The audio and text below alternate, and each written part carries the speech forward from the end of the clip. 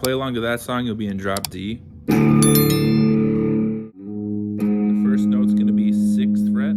I'm going to go up to the next strings up here and play a chord on, it'll be X 6 8 8.